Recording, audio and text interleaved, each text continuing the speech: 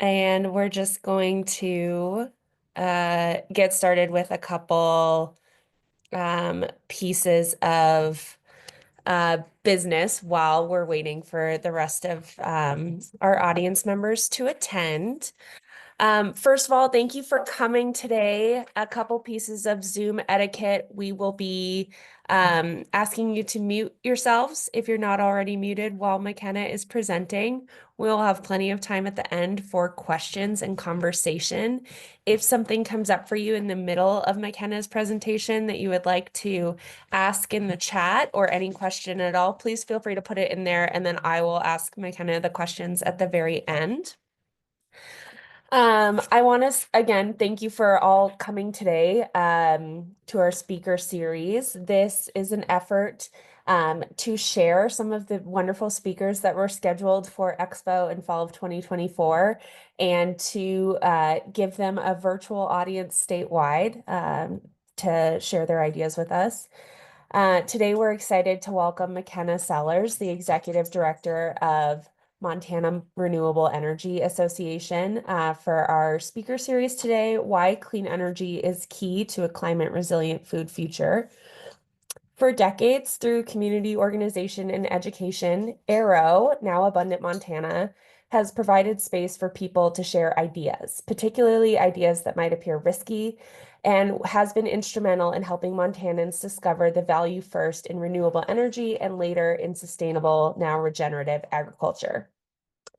In 1974, when Arrow formed, sustainable energy ideas like solar and wind power were considered novel and unorthodox. By 2000, Arrow's work had paved the way for the Judith Gap Wind Farm, which is celebrating its 20th anniversary this fall, the founding of the Montana Renewable Energy Association, a myriad of community and rural cooperative solar projects, and renewable energy legislation in Montana, among other projects. The Montana Renewable Energy Association is a membership-based 501c3 nonprofit founded in 2000. MREA members are businesses, individuals, families, and advocates dedicated to expanding Montana's use of renewable energy in order to conserve natural resources, create jobs, and increase the independence and resilience of our communities. Makenna Sellers became the executive director of MREA in 2022 after earning degrees in environmental studies and sustainable business from Gonzaga University, where she pioneered the university's first composting and recycling program. Prior to MREA, she championed workplace improvements for nurses in Southwest Montana and served as the clean energy organizer at Northern Plains Resource Council. While at Northern Plains, she worked alongside a coalition to pass state enabling CPACE legislation, a pivotal tool for energy efficient commercial and multifamily development. Makenna was selected for the 2023 Emerging Clean Energy Leaders Award by the Northwest Energy Coalition and now serves as a board member. In her free time, she enjoys trail running with the dog and performing in ensembles like the Helena Symphony Chorale. Abundant Montana is especially excited to welcome Makenna and MREA today to talk about why clean energy is key to a climate resilient food future in Montana. I also want to welcome Mark Judeman, who is the current vice president of MREA and a longtime Arrow member and supporter. Thank you all for being here. I'm going to pass it over to Makenna to share with us. Awesome. Thank you so much. Thank you, Mary, and thank you all for the invitation. Okay, before we get rolling, I want to make sure we got our visuals all sorted out. Put this into full screen mode. There we are. Okay, well, thank you for that warm welcome. I'm excited to be with you all for this speaker series, and it's nice to see some of the names and faces and Zoombot, squares that I know and love. So thank you for the opportunity to come and speak with you all today. So my talk is going to focus on why clean energy is key to a climate resilient food future.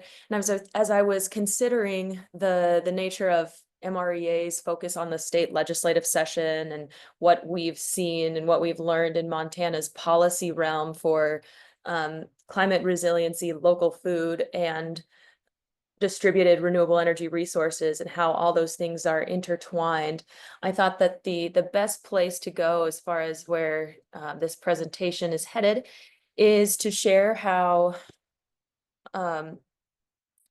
food resiliency, local food, and localized energy systems are still just as intertwined as when the Arrow Abundant Montana founders formed the organization and worked with MREA. I see our two organizations running such parallels together, and that still shines true. I have to change my display mode. One moment. Okay. And I get to full screen.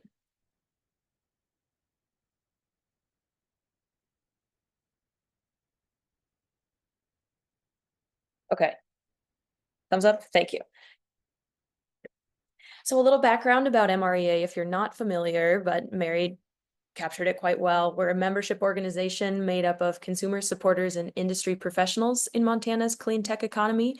So that covers solar developers, that covers engineers and energy efficiency experts, covers regulatory staff, covers rural electric cooperatives and IOUs. So the breadth and depth of our organization is incredibly broad, and I also find that to be one of our greatest strengths. And we have also Mark Judeman, Vice President of MREA, also longtime supporter and former board member for Arrow and Abundant Montana, and he's very involved in what we do as well. As you can see, our board leadership, we have 9 board of director seats, and the diversity of our membership shines through in the backgrounds and professional backgrounds of our board members too. So we have a mix of those that work in environmental advocacy, those that work in higher education, retired rural electric cooperative professionals and GMs. We have financial institutions that are focusing on the clean energy future through solar and energy efficiency financing for homes and businesses. We run the gamut. And our 3 pillars are education, advocacy, industry engagement, as Mary already stated, but those are our core efforts. What's happening now in this January through May of an odd numbered year is, of course, the Montana State Legislature. So during this window of 4 to 5 months on odd numbers years, MREA is highly focused on what's going on at the Montana State Legislature for renewables specifically. So to clue you in on what our legislative priorities were heading into the session, we had two big pillars. One is preserving the positive existing state level policies on renewable energy, energy efficiency, and the clean tech workforce education and training. The other is to make progress in workforce, consumer protections, and consumer access to clean electricity.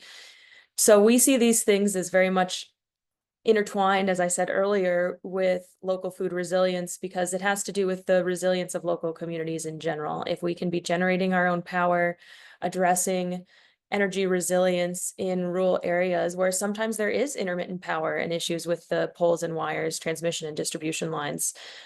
Utilities are intending to fix that, but can only go so far. We still live in rural Montana where outages, as I've seen, are common, especially as weather gets more and more extreme. So in pushing for more distributed power and in advocating for more renewable energy on the grid, we're addressing many of the mutual priorities of Abundant Montana. So that was number 1. So we're trying to preserve what we've got as far as state level policy and making progress in workforce, consumer protection, and consumer access to clean electricity. So those all sound really nice. Those are nice words. Now, pen to paper, like what's going on? What's happening in the halls? I can tell you that I'm going to offer a message of more hopeful tone than perhaps what we see at the federal level, where there's a whole lot of uncertainty, and that's a whole can of worms when it comes to federal funding to address energy burden and the federal funding available through REAP. I know that's been a popular program for ag producers across the state, and there's been money promised and money that has not been delivered. So the tumultuous times at the federal level and the question of where the American energy incentives are headed, that aside, I would say that we are making incredible progress for the distributed energy landscape here in Montana at the state legislature through a couple of different things. One is advocating for a shared solar enabling legislation bill, and that's also called community solar for those who are familiar. So the rural electric cooperatives already have the authority to self-select to build community solar programs, meaning that if you can't install a solar system on your property for a million different reasons, maybe it's just poor roof space, too many shade trees, the physical limitations of your property doesn't allow for it, but you still want to invest in more localized energy and save money on your power bill in exchange, that you can do that through the style of subscription-based solar. So that's a model that's worked incredibly well in other states. If we're just looking on its face, 43 different states have some version of community solar, Montana included, because there's 9 rural electric cooperatives that have community solar. And 20 states have policies on the state law books saying that the Public Service Commission and utility commissions must adopt rules or must create some form of system for customers to save on their electricity bills and developers to come in and build these style of projects, benefiting from economies of scale and also benefiting from being on the distributed side of our electric grid. So while we're talking about these decades-long, large-scale generation projects for meeting the needs of Montana's electrical load, and also just meeting the needs of our region's electrical load as we see more people moving into the state, as we see the momentum of data centers and just like large electricity needs that we're taking very seriously, because the question is, what does it mean for our local communities, and what does it mean for the cost shifts or the burdens of customers to bear the burden of bringing on more electricity onto the grid? While all of those big questions are being answered, we can be boots on the ground, shovel ready, on the distributed side of increasing generation that's built closer to home and is clean electrons. These are clean electricity with solar and batteries. So far, we've had great success with our shared solar enabling legislation. We passed the Senate and we are working our way as we speak. And when I say as we speak, I mean the hearing was Monday in the House, and we've been in the halls up until a few minutes ago before this presentation, working to get that bill passed out of the House Energy Committee and then passed on the House floor. We've had to make our messaging very direct, knowing that this is increased jobs opportunities, a free market principle of allowing more generation to participate and customers to choose what they want to do with their power. So that's gone really well. And so far, I think that our attempts here and our work at the state legislative session has been working. We also put together a bill to protect consumers from non-transparent door-to-door solar sales. We've seen the headlines in other states. We've talked to Washington and Oregon and states that do have a lot more sales activity in the distributed solar world. And our membership decided, let's get out ahead of this and create a bill that's self-policing and that positions us in such a way to tell not only the legislature, but the Montana public that we're acting in a way that is transparent, accurate, and empowering Montanans to make their own decisions. And so far that bill's also been just flying through. We passed the House, and then we're going to be getting a Senate hearing here shortly. So all things considered, I'd say that MREA's legislative priorities are going quite well, which means that renewable and distributed power is looking just a little bit brighter than perhaps it was in Montana before the legislative session. Okay. All right. So I'm going to take a quick pause before I pick up some of our other slides and visuals. But as I said before, the question of renewable energy and regenerative agriculture on a distributed scale, they were a match back in 2001, 2004, 2008 when the Repowering Montana study was put together by many Arrow members, one of which is a current board member of MREA now. And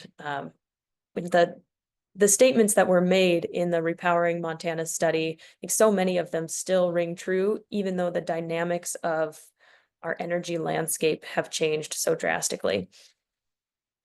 And so that comes down to the key areas of localized clean energy and food resilience. And in current day, I'm also finding that there's just more political appetite on either side of the aisle to recognize that localized energy systems and the empowering Montana's farmers and ranchers to make their own energy choices and do what they want to do with their property. It becomes a property rights issue too. I'm seeing the tides slowly changing in support of more localized and resilient distributed energy systems. Going back to my notes.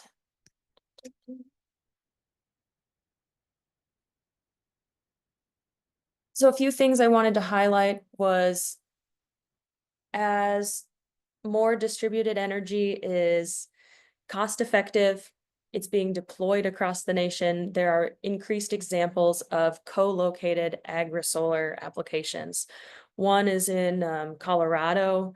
There's an entire study area, it's called Jack's Solar Garden, where there's scientific evidence that's being collected from co-located solar and batteries, and pollinator-friendly ag development, growing crops, collecting honey, and having all these increased producing active landscape resiliency and regenerative ag measures that are being put on the ground, and we're studying them hard, saying what is the actual impact. And that's something that is being picked up on, like I said, either side of the aisle. Even though this has been seen as perhaps more of a progressive political topic in the past, we're seeing the property rights and more far-right freedom believers in the political landscape also hopping on board with the importance of allowing farmers and ranchers to develop their land how they want and in a way that's going to be fruitful for future generations. So one thing that I'll point to that might be a surprise to you all, but we've learned during the legislative session, there's an outfit out there called ALEC, the American Legislative Exchange Council. And, I'm seeing some nods, so perhaps I don't have to go too deeply into understanding what ALEC is or what their policy positions are. But believe it or not, ALEC, at the end of December, put together a resolution that was unanimously supported, that supported farmers and ranchers in developing community solar systems. And I have a slide for that. I apologize that I was jumping around and I didn't want you guys to stare at a slide that wasn't important. But here we are. Here it is, resolution in support of farming and energy production going hand in hand. So this traction is incredible. I myself was surprised to know that ALEC of all organizations had a resolution in support of localized energy systems and farmers and ranchers. So kudos to that. And I'm going to plan on continuing to use this, that there's two sides of the aisle on so many different levels here that are working together toward this shared localized energy future in a way that I have never seen before. So I'm happy to give you all the link as we continue. Another place I'd like to show you is the, there we go. The American Solar Grazing Association. We actually have ties now to the American Solar Grazing Association in Montana. Stacy Peterson recently took over as their executive director, and many of us have known Stacy as a longtime director for clean energy work at NCAT based in Butte. So I'm hopeful for where some of these conversations will go between middle scale community solar and small scale solar developers, bridging with landowners in such a way that's compatible with existing practices or could make things even better. Like, what can we do to avoid soil disturbance? What can we do to be incentivizing more regenerative ag friendly practices with co-located power generation that makes good use of land, but also doesn't hinder food production. And I mean, that's a line that's constantly being debated. So this map shows the American Solar Grazing Association's case study projects all across the country, as well as instances where landowners are looking to pair with a developer and vice versa to establish more co-located distributed energy systems. So I've told you about some of the policy shifts that we are seeing. We talked a little bit about how energy demand is on the rise. this is one place that Arrow and Abundant Montana, there's some tension with what's going on in the political landscape, or also just the future of energy, because we're always talking about more, that power demand, electricity demand is expected to grow by 20 and 30% in the Northwest power system over the next decade. But there's very little talk about how we can do more with less, be more energy efficient, establish more policies that incentivize us using less power, and addressing extreme weather events and the power demands that just seem to keep going on the up and up and up. We're seeing in 2024, we broke records on our regional winter peak demand as well as our summer peak demand. So the question of how do we do more with less, or what are the policies we can use to just use less power in the first place, because the cheapest electricity is that you don't have to use. I don't think that question is getting enough serious attention. And perhaps we can have more discussion here as to why that might be, or what we can do as advocates, as producers, as localized resiliency champions to take a better crack at that. Because the attempts that I've seen, at least at the utility scale, at the Northwestern Energy's working groups related to distributed DSM, demand side management, and energy efficiency tools that are meant for the everyday consumer, just none of it seems like enough. Seems like we're barely even scratching the surface, if we're even trying. So I'd like to see more genuine policy discussions at the state level to take a crack at that, because the political discussions just keep getting bigger and bigger and bigger. We need to build billion-dollar transmission lines because our electricity demands are so growing at such an aggressive pace. But I'm not seeing the complementary argument of building more distributed, or another complementary argument under that, which is consuming less electricity in the first place and being smarter with our usage. And the last couple of points here, they go somewhat off topic, but if you want to continue these types of conversations, we've got a couple events coming up. One, as Mary mentioned, I'm a board member with the Northwest Energy Coalition. They're advocating for affordable, reliable, and decarbonized power in Montana, Oregon, Washington, and Idaho.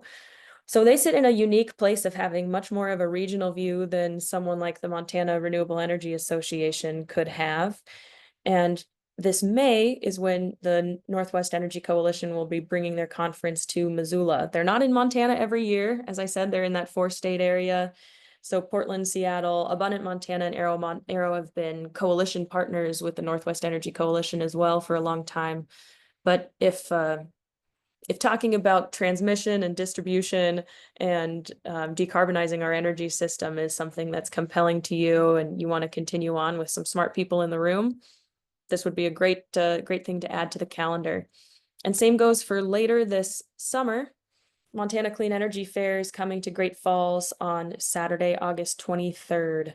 This is the first time that MREA will be bringing our annual flagship event for clean energy education, pulling together installers, state agencies, speaker series. We'll have an electric vehicle car show, and we'll be talking about like the state of the renewable energy landscape across Montana as it stands right now. We're currently working with the Great Falls Economic Development Authority, trying to get some of the large energy players like Montana Renewables, Calumet, to chime in and tell us more about this sustainable aviation fuel. You were able to get your guaranteed DOE loan from the government, even though a lot of places have funding freezes. Theirs has been able to continue to move forward. What kind of value are you going to be bringing to the energy system and the values for Montana in our energy portfolio? So we're excited about the possibilities there of bringing in some great voices. And I think there's some great opportunity to learn. So that concludes the policy talk and what we're seeing in the policy landscape. I hope that some of it was hopeful. You can sit down at the dinner table tonight and say, did you know that Alec is supporting community solar for farmers and ranchers? Bet you wouldn't have guessed that one. And I'm excited for the questions and responses to some of the claims that I have made in this presentation. So thank you.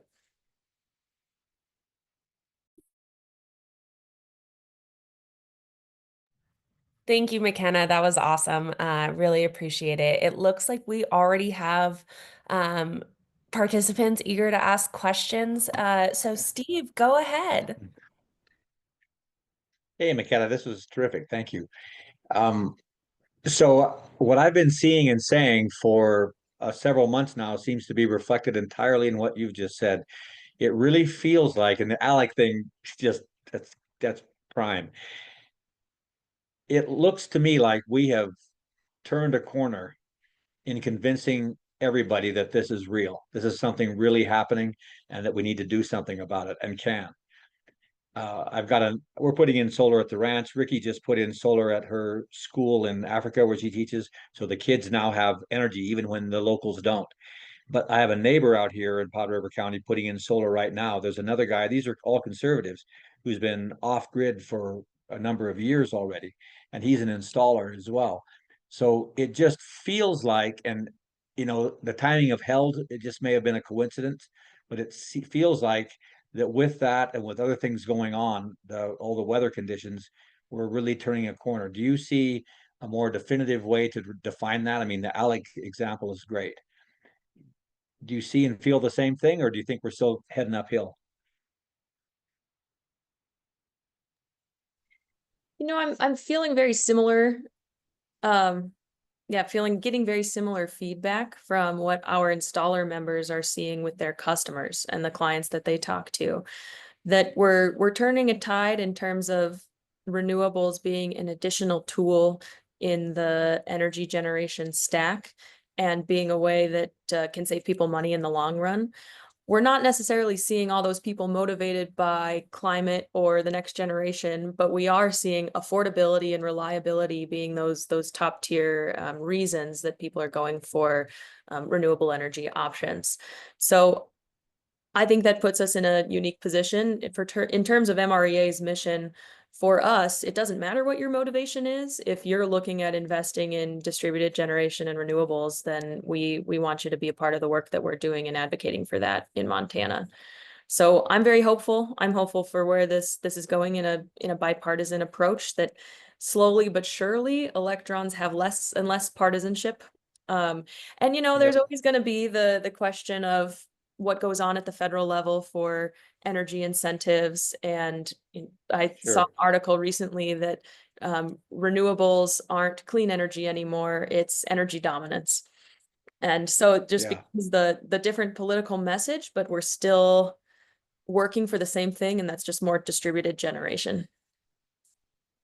It would, that's great. It would work in our community in the Powder River because I'm always the center of gossip, but it would probably work all over Montana if we just started a rumor that I was going to put in this big plant and I was going to get all this money. You'd see people rushing to have it installed on their place. Um, I think we could find a lot of people who would do it just because of the money. Mm-hmm. There's one thing that I've seen in other states that I want to prevent from happening in Montana, and that's the local communities and large scale developers that aren't necessarily getting along, or they don't lay the groundwork well enough to have a successful project that really cares for community concerns, addresses and mitigates environmental impacts, even just like noise complaints or traffic, that the improvements to roads and county roads for some of this stuff is actually going to be useful for landowners. We haven't seen a ton of that in the middle and small scale renewables space because that's not what's getting built in Montana. What's getting built in Montana are these large 200 megawatt wind projects that have legitimate concerns. And if you have I never discredit landowner concerns, period, but I'm expecting that we'll have an opportunity to do this right as we have the costs of this type of generation going down becomes more financially and economically feasible to be building these types of projects that, at least with solar, don't have as much impact as far as concrete and having, drill down, because you're going to have these 300-foot wind turbines built, that we have less of a impact on the landscape, but there's still an impact. And so really understanding what landowners are going to face and assuaging concerns early so that there isn't false rhetoric out there. I think also that we're dealing with the question of intermittency and variable resources, as we're using variability as an asset and not a downside. And as batteries continue to get cheaper, deploying co-located batteries is going to be a part of the story too. But I'm seeing a lot more, just not in my backyard because I don't like the look of solar, or I don't like the look of wind. And I haven't seen that so much in Montana, but that's in large part because we haven't built this scale yet and the attention hasn't been there. So to me, an amazing opportunity to do it right. Yeah, thanks. Awesome. Thank you, Makenna. Robin, I think you had your virtual hand up next.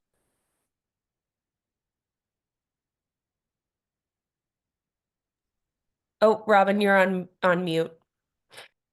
Sorry, I said thank you, Makenna. That was great. And I have a bunch of questions, but I'm only going to ask one. And that is, in the session we had on Repower Montana, it was really a fabulous session and very helpful to hear the authors reflecting back on it. And one of the things that I took away from the discussion was, it's an age-old problem. I don't expect an answer, but I do want to unpack it a little bit more if we can. And it's that the hardest thing to do is to get this piece about energy conservation, and that was a big part of what would support an energy self-reliant Montana. And 20 years later, it's like we still don't know how to have that conversation well. And I'm just curious, as someone who's more front lines on it and has been, from the beginning, if you will, what have you found, or anybody who works in that space, what is helpful in getting people to think about understanding the value of conservation? We just seem to look, I mean, it is true, we just like the shiny new object and the shiny new technology. But I'm just curious if you found anything that seems to support people leaning in.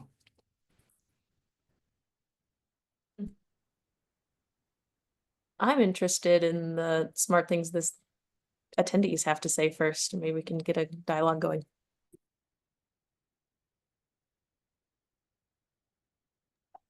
I don't know if this is smart, but everybody I talk to on any side of the aisle in any realm seems to care about money right now and not spending too much and the uncertainty out there. And I think if you can save money, whether it's having solar on your roof or having cheaper energy bills, that would speak to a lot of people.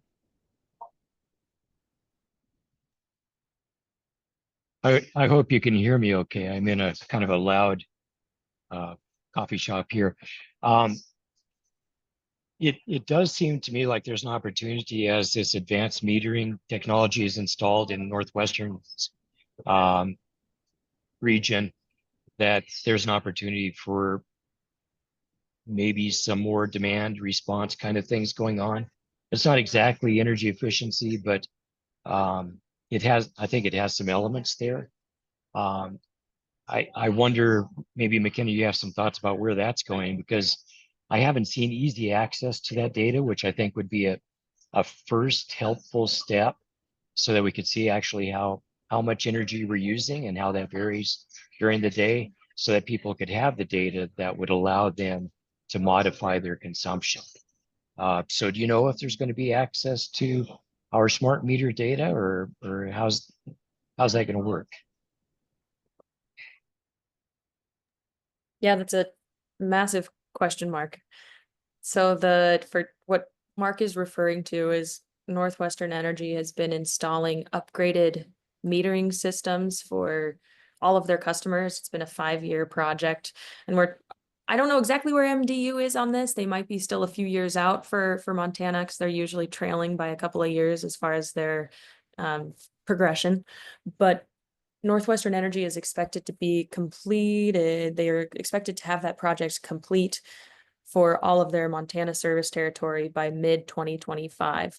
So from there, the utility has a much more nimble way of collecting data on customer usage and responding with matching load in a way that's going to be smarter. There's the concerns that I have heard are more about privacy, like utility has no business knowing how I'm using my power. And that's, I see that to a point, but there is an exchange we have with a monopoly utility that's providing a service that if you're going to ask for the power, they have to know a little bit of information about it.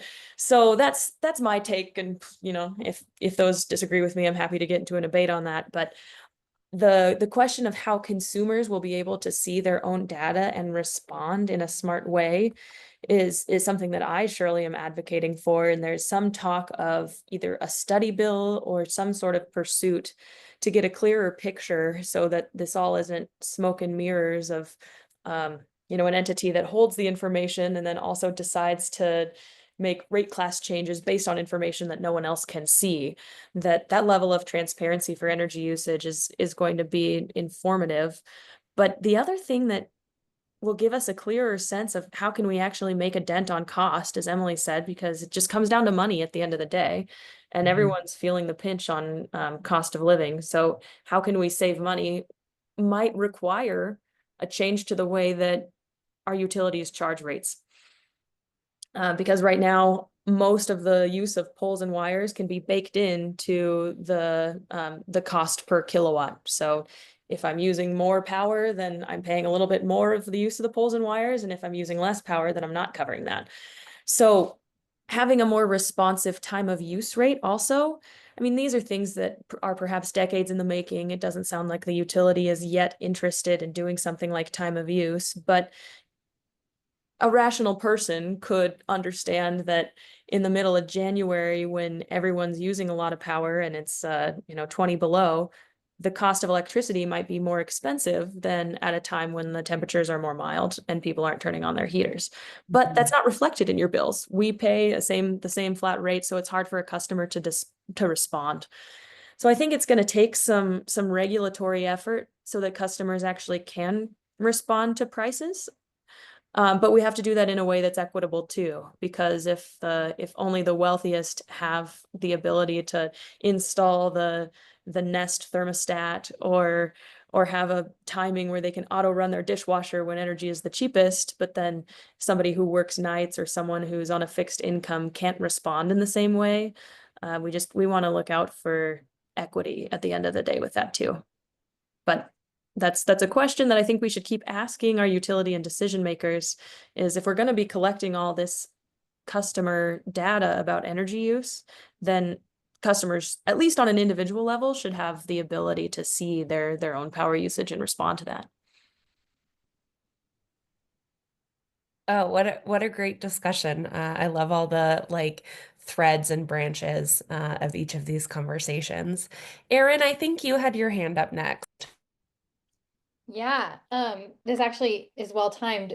It's a question about Northwestern Energy rather. I am fortunate enough to be a recent homeowner in the last couple of years and learned that they have, they do these new energy use audits for homeowners. And I'm curious, Makenna, how much, sorry if I missed this in your presentation, but how much you all work with them on that.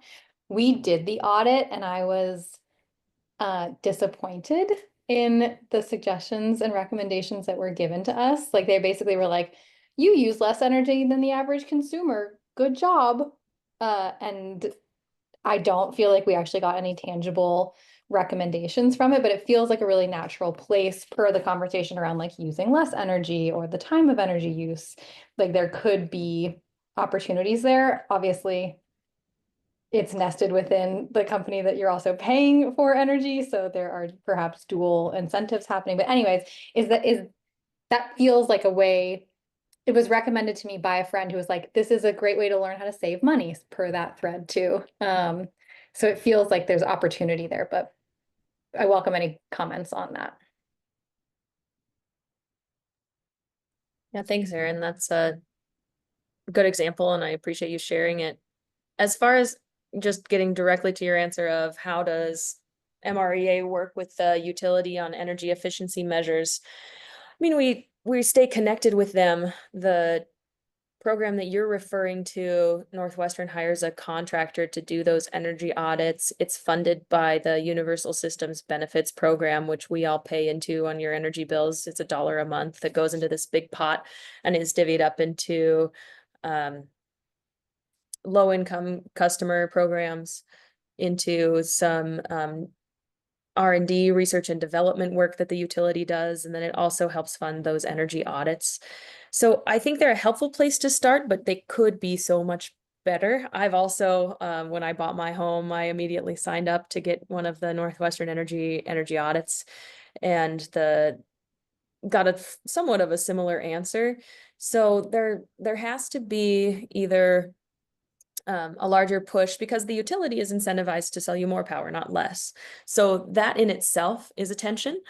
And perhaps if there's more opportunity to decouple profits from how much energy your customers use, so that the answer isn't more, at every turn, then perhaps that could be a way to put more fire under our utilities and decision makers to help people take a more serious look at cutting down their electric usage.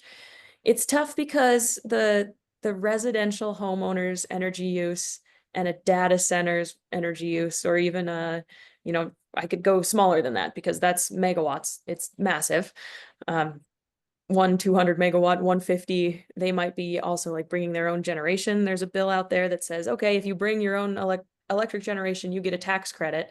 It doesn't specify as to what type of energy generation that should be, but those are the Microsofts and Amazons that are pulling so much power, where the little residential guy, yeah, your behavior and loads might look a little bit different, but in the big scheme of how the utilities are managing energy demand, the homeowner doesn't make much of a dent on their ledger. And I think that's another reason that we don't get perhaps as much emphasis as we would like on saving people costs with a more serious look at energy efficiency. So I think that could be a heck of a lot better. There were things in the works like the Montana Home Energy Rebates Program that's on somewhat of a freeze, uncertain ground. It was getting spun up before the new administration, because this was funded by the Inflation Reduction Act. Perhaps some of the things that we learned from that could be repurposed or upcycled into other programs so that we don't lose that momentum. But that was another place where I was hoping to see more traction with, okay, using a mix of cost savings and electrification to help homeowners actually understand what they can do to change their electricity bills. Awesome. Thank you. Mark, did you have a question? Actually, more of a comment. I just wanted to say that I came to Arrow actually through the renewable energy side. I saw a post on Facebook by the person who installed our wind turbine out at the ranch, where they were exhibiting at an expo back in the early 2000s. And that's how I found out about Expo, and I was glad to have connected later. And I just want to say that the thing that attracted me to Arrow was that, and now Abundant Montana, is that it's so much about doing positive things, not so much fighting against bad things, but saying, here's the world we want and here's how we can create it.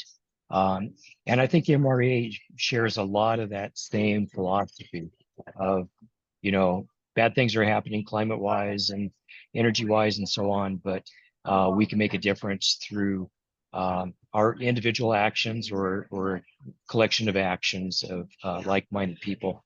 And so I just think there's a real brotherhood or sisterhood of these organizations out there. I really appreciate that, Mark. One of my favorite phrases around Arrow is practical optimists. And I can see that at work in both of these wonderful organizations. Robin? Well, just building on that and, the entire conversation, particularly as it relates to conservation and cost.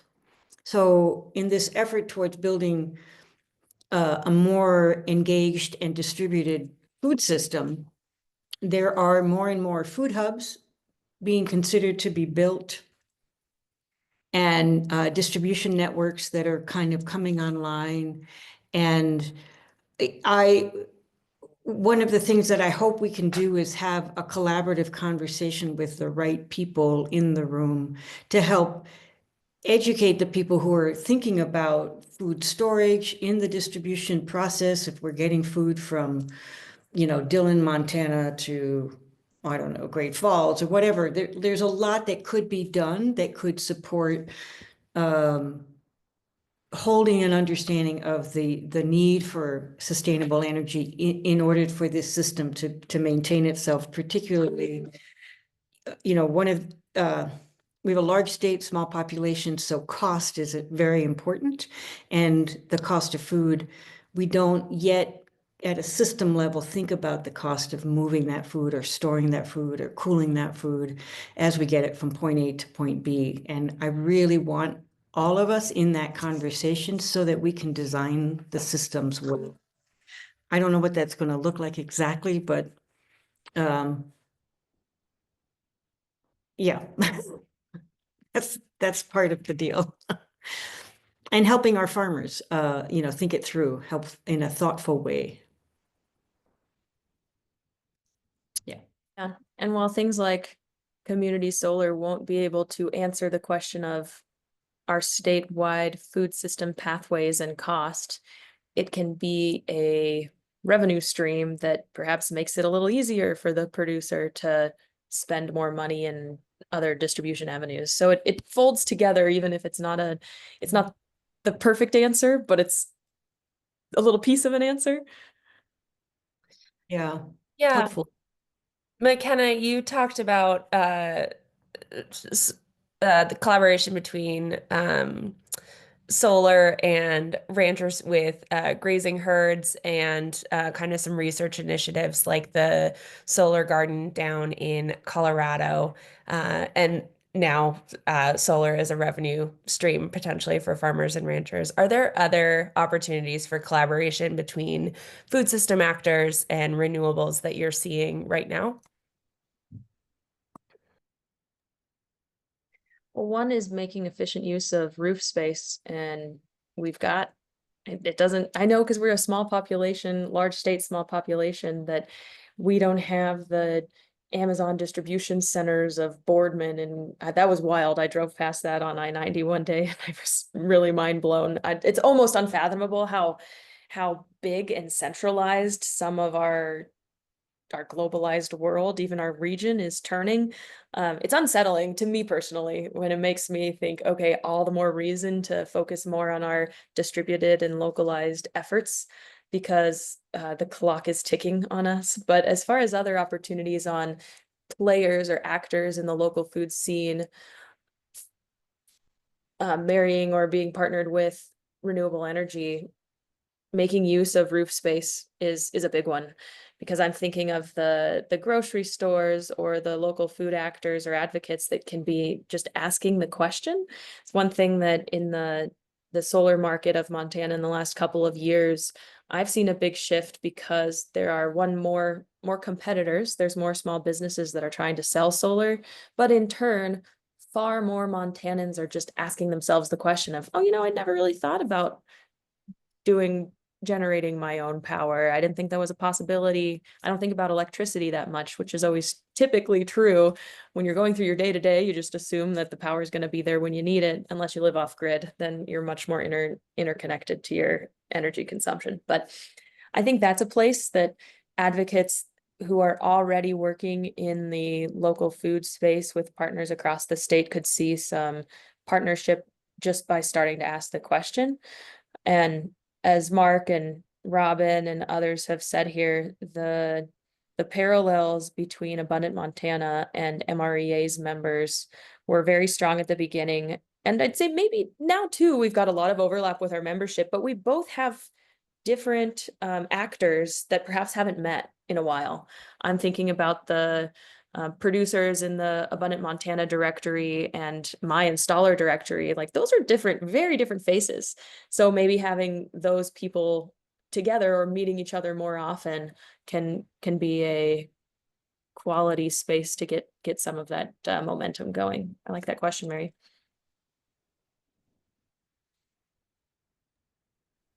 Well, thank you all. I really appreciate this conversation today, and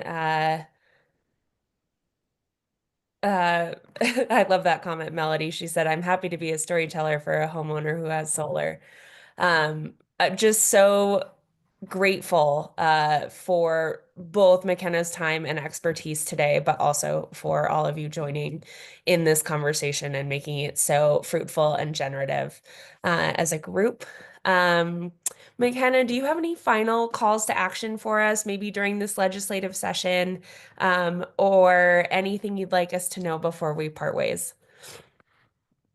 Yeah, well, I'd like to thank you all again. I have so much gratitude for Abundant Montana and the people that wanted to sit down and have this chat today. The call to action for the immediate is I'd love to see everyone who was on this call continue this conversation at the Clean and Affordable Energy Conference in Missoula. And for some, it might be a little drive, but it's worth it. This doesn't come to Montana every year, and you get incredibly fruitful conversations. You know, I walked out of, or I know I will walk out of this 1 hour talk inspired, but when you're in the room with all of those regional experts, really just puts things in perspective and gives me a hopeful feeling. So you will definitely learn something if you attend the Clean and Affordable Energy Conference in May. So that's my call to action. Please attend May 7th. I love that so much. Does anyone else have any final words before we end our conversation today? Thank you. All right. Thank you all so much. Virtual round of applause for Makenna and taking time with Abundant Montana today. We really appreciate it. The speaker series will be continuing throughout this spring. You can always head to abundantmontana.com and click on events to see the whole speaker series roster. And we hope you'll be able to join us for more conversations about Montana's food future. Thank you all. Thank you. Thank you.